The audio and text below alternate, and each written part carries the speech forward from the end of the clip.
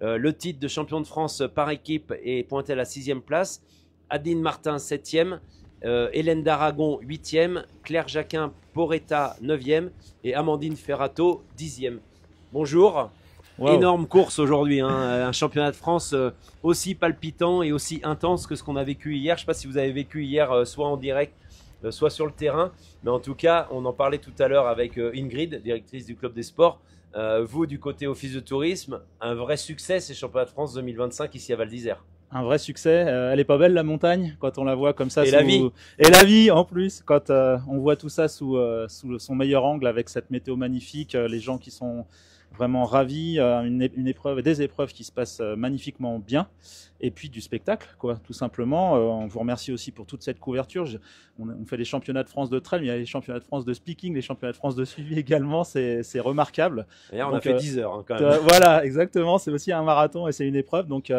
Tout est réuni pour que ça fonctionne bien et ça fonctionne très très bien. On reçoit même des feedbacks tous les jours là, depuis hier sur la qualité de la retransmission. Donc félicitations à toutes les équipes qui travaillent aussi sur ce bel événement et puis bien sûr aux bénévoles, sans qui tout ça ne serait pas possible. C'est vrai, on l'a dit hier en fin de retransmission, on l'a redit aujourd'hui, on a des images magnifiques. Alors on s'excuse aussi parfois si certains sont un peu frustrés. On se retrouve, vous connaissez bien, du côté du ballon de la Sassière, juste derrière. On est dans une zone blanche, on n'a pas de réseau. On avait les bouquetins qui nous accueillaient ce matin au col de Picheru. On avait le soleil, on a les températures idéales, on a une course incroyable. Et oui, c'est vrai, même les images ont été reprises, sont reprises en ce moment même sur la chaîne L'Équipe, avec des commentaires depuis Paris. Alors moins immergés ici que nous, mais en tout cas, c'est vrai que les images, tout le monde est satisfait de la qualité des images et surtout on a des paysages incroyables et des conditions incroyables pour faire ces images. On aurait pu avoir les conditions météo de lundi, mardi, ça aurait été beaucoup moins drôle. Non, on avait commandé des bonnes conditions juste pour ce week-end, donc ça tombe très bien. Vous l'avez dit, hein, la montagne, c'est un milieu naturel, il faut faire avec ce qu'elle nous offre et puis parfois les contraintes qu'elle nous impose.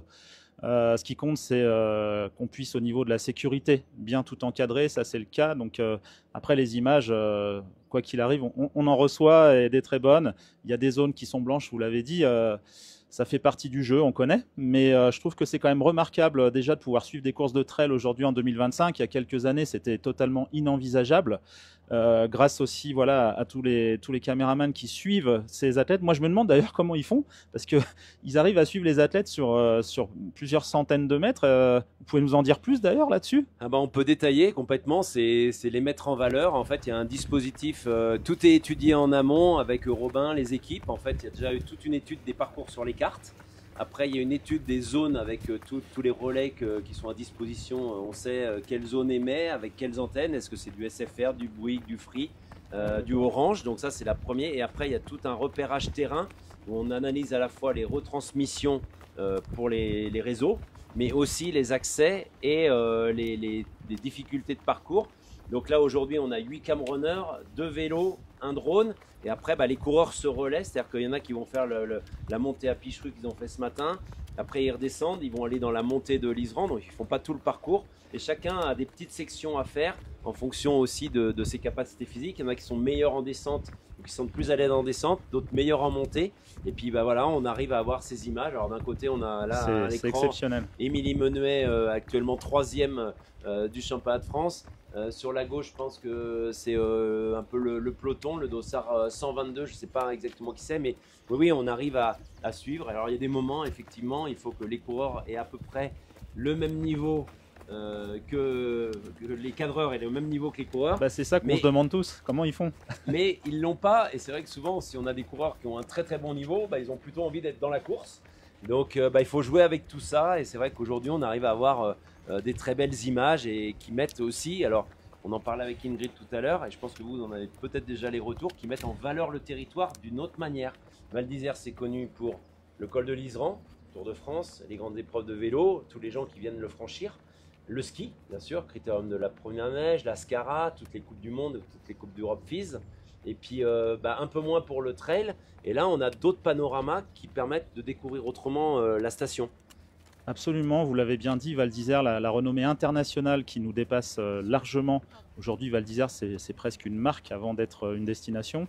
Est reconnue vraiment à l'international d'abord pour le ski, puisque on a une longue histoire avec le ski, à travers ces grands événements comme le Critérium, bien évidemment, à travers aussi tous les événements qu'on organise tout au long de l'hiver, avec des événements aussi d'ordre culturel, d'ordre patrimoniaux. On propose beaucoup de choses, des concerts de musique, voilà, des festivals de cinéma, la culture, des concerts de musique classique avec Classic Aval, 2 opus en janvier et en mars. Et puis aussi ce développement de l'été qui est indispensable, nous, et complémentaire à notre activité, qui aujourd'hui ne représente pas forcément l'aspect le plus connu et entre guillemets le plus lucratif de notre activité. Pour autant, c'est quelque chose sur lequel on mise depuis très longtemps à travers le trail. Depuis 2011, on fait les courses de trail à Val d'Isère, à travers la mise en avant de nos activités plutôt patrimoniales, d'ordre local, d'ordre de village, puisque Val d'Isère, c'est un village avant d'être une station, on a cette chance-là. Donc on a des fêtes traditionnelles pendant l'été, on a également pas mal d'activités sportives. Les gens viennent à Val d'Isère l'été aussi pour se ressourcer. Et puis bien évidemment les panoramas grandioses. Et là, vous êtes en train de nous faire une campagne de communication qui est juste exceptionnelle avec tout ce qu'on peut montrer au niveau des balcons de Val d'Isère. C'est ça qui est magnifique. C'est Val d'Isère, on est dans un village entouré de montagnes où on a l'impression d'être dans un écrin. Et à partir du moment où on s'élève, là, on commence à avoir une vision panoramique sur tous les glaciers de la Vanoise jusqu'au Mont Blanc. C'est juste remarquable. Donc ça, il faut le voir, il faut mettre des images dessus pour le comprendre. C'est pas en parlant qu'on arrive à comprendre, et rien de mieux qu'une course de trail comme les championnats de France pour mettre en valeur ces éléments-là. Et puis Val d'Isère, c'est le sport aussi, bien évidemment, c'est les Jeux Olympiques, les Jeux Olympiques d'hiver, les championnats du monde. On rêve très fort des Jeux Olympiques de 2030. Voilà, on est en ce moment dans la course pour ce grand événement. Et puis Val d'Isère, c'est de l'innovation aussi. On a été précurseur dans beaucoup de choses avec les grands champions historiques qui ont révolutionné la pratique du ski, des oreillers, des Kili, des gens comme ça qui ont fait avancer la pratique en innovant. Peut-être qu'on peut encore innover. Si un jour il y a une épreuve de trail sur neige aux Jeux Olympiques d'hiver, on sera les premiers à les accueillir très certainement. On peut rêver d'évolution comme ça dans nos pratiques.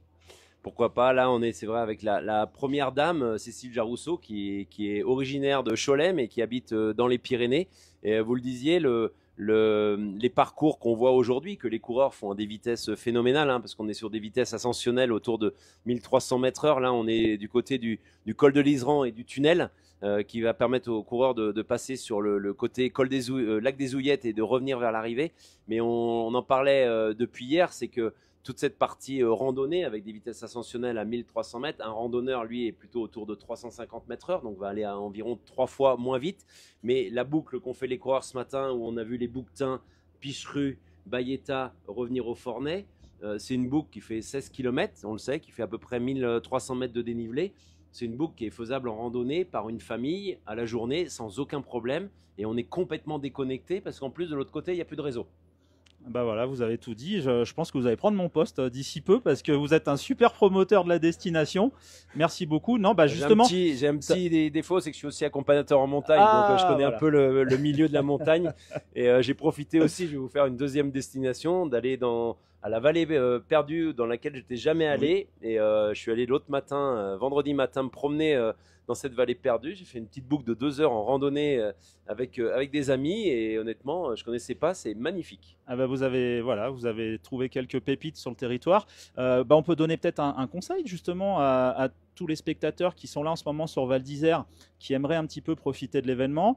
Ils peuvent prendre la télécabine de Solèze, elle est gratuite pour les piétons, et aller observer justement autour du lac de l'Ouillette le passage des coureurs. Là, les températures sont douces, elles sont idéales. C'est le moment justement de joindre l'utile à l'agréable, je dirais, et d'aller assister à l'événement dans son cadre le plus majestueux autour du lac. Profitez-en, c'est vraiment le moment idéal.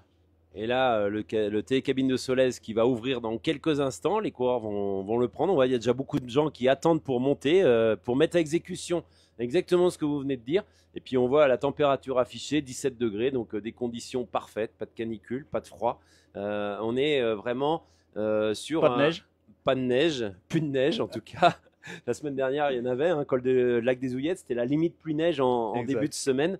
Et là, Cécile Jarousseau qui, elle, met à exécution son plan de course, puisque juste avant le départ, elle nous disait que la course allait se jouer dans la remontée entre le Fornay et le col de l'Iseran. Et puis là, on voit aussi, hein, on en parle parce que ça fait partie de la vie de la montagne. On est dans une partie forestière, on est encore à l'étage montagnard et les coureurs vont passer à l'étage subalpin après où ils vont sortir de cette végétation alpine, de ces mélèzes, de ces épicéas et puis passer dans la partie rocailleuse, pierrier, un petit peu de neige juste avant le tunnel de Louillette. On voit là les quelques névés qui restent. Non, non, c'est bon, ça passe. Et puis on en parlait avec Ingrid, les services des pistes ont été très performants pour équiper les passages qui étaient un petit peu dangereux. Donc il y a des cordes fixes qui ont été mises en place. Donc tout est parfait. Voilà, la montée, il y a juste, je crois, une trentaine de mètres de neige à passer. Vous, au niveau office, j'imagine que vous arrivez déjà à mesurer, alors que l'événement est à peine fini, vous arrivez déjà à mesurer l'impact de ces championnats de France sur le territoire. Alors on en fait même de la prédiction, alors pas de la boule de cristal, mais on mesure les fréquentations prévisionnelles. C'est-à-dire que quelques semaines avant l'événement, on voit déjà les tendances de réservation. Ça nous permet de voir qu'il y a des pics dans les réservations sur les 2 week-ends autour de l'événement. Donc forcément, ça a un impact. Quand on a 3500 coureurs plus les accompagnants, forcément, ça se ressent, surtout sur les débuts de saison qui sont toujours plus difficiles à lancer que le cœur de saison entre le 14 juillet et le 15 août. Alors forcément, là déjà, on a des indicateurs et puis après, on va avoir les indicateurs de retombées économiques. Ça viendra un peu plus tard pour voir finalement dans les commerces, voilà, tout type d'hébergement, s'il y a eu des dépenses, puisque nous, notre rôle, c'est de faire en sorte de faire prospérer, on va dire, nos socio-professionnels sur le territoire, et l'événementiel est un des éléments qui permet de le faire. Je pense que les retours, c'est ce qu'on disait avec Ingrid, c'est que l'avantage ici de Val d'Isère, c'est qu'on circule tous à pied ou à vélo, on est tous en mobilité douce, on a beaucoup de temps l'après-midi pour se retrouver, donc beaucoup de gens dans les cafés, dans les bars. Je pense que les sociopros, ils ne doivent pas être mécontents de ce début de saison. Hein. Le meilleur indicateur, c'est le sourire sur le visage. Et je ne vois que ça depuis 2 jours, donc j'ai envie de vous dire, et depuis le week-end dernier, donc j'ai envie de vous dire, c'est plutôt positif pour le moment sur ce qu'on a vu. Merci Christophe, en tout cas, d'être passé. On voit que toute la station est entièrement motivée, passionnée par ces championnats de France. On a toujours des magnifiques images. Là, on est avec Cécile Jarousseau qui est dans la montée vers la cabane Michel. Alors moi, j'ai la cabane Michel, certains l'appellent le chalet Michel. Ce petit chalet qui est au bord de la route, qui est à peu près à mi-pente entre Val d'Isère et le col de l'Iseran, le sommet du col de l'Iseran. Qu'on a sur la droite quand on monte en voiture ou en vélo. Et Cécile Jarousseau qui est en train de caracoler en tête, qui a lâché Lucille Germain juste après le ravitaillement. Je ne sais pas si Lucille est loin derrière maintenant. En tout cas, on assiste à des courses palpitantes. Et puis on va arriver dans cet univers un peu différent là-haut, où on est dans la haute montagne, hein, 2700 mètres d'altitude. Il n'y a plus d'arbres, il n'y a plus de végétation rase, il n'y a plus d'alpage. Et on est sur le domaine de la haute montagne et du ski alpin. Il faut respirer à plein poumon là. Et beaucoup d'encouragement. Il me semble que c'est Maël Allaire là, qui encourageait Cécile Jarousseau sur le bord du chemin. Oui, je crois que toute la France est contente aujourd'hui d'avoir vu notamment la mise en valeur. Nous, on est retransmis sur TV8 Mont-Blanc, sur les pages Facebook de Light Trail Vanoise, de Val d'Isère, du Club des Sports, de Trail Endurance Mag, mais surtout la mise en avant avec ces images magnifiques au niveau d'une chaîne nationale, c'est aussi ultra important. C'est vrai que là, votre promotion estivale, elle est assurée. Hein. Totalement. Il y a juste un truc qui passe pas, c'est la température. À l'heure où on supporte difficilement les températures dans les plaines. Ici, on bénéficie d'une climatisation naturelle, hein, si je peux dire, et ça aussi, c'est quelque chose de vraiment, vraiment très agréable. Vous l'avez dit, 17 degrés, c'est ni trop chaud ni trop froid, et je trouve que c'est vraiment un climat parfait pour passer des bonnes vacances. On l'a dit la semaine dernière, hein, c'est vrai que la France souffrait de canicule jusqu'au week-end dernier, et nous, on a passé un week-end ici avec des températures entre 19 et 26 degrés, c'était parfait. Là, cette semaine, il fait un petit peu plus frais, pour dire même froid, parce que hier matin, au départ à 4h30, on était plutôt autour de 7 degrés ici et 4-5 degrés au col de l'Iseran, mais c'est vrai qu'aujourd'hui, on a des conditions de course juste magiques. Merci beaucoup, Christophe, d'être passé, et puis bon courage pour cette belle saison estivale, et puis on attend les annonces aussi de prochaine. Je crois le maire nous a dit dans quelques jours pour savoir quelles épreuves vous auriez sur les Jeux Olympiques de 2030. Ah, il vous a déjà tout dit. Bon, bah, on croise les doigts alors. Bonne journée. Et Ingrid nous a aussi dit qu'il y aurait quelques épreuves techniques ici à Val d'Isère, mais comment ne pas faire des épreuves techniques à Val d'Isère, ça semble inconcevable. Merci beaucoup et bonne journée. Et on revient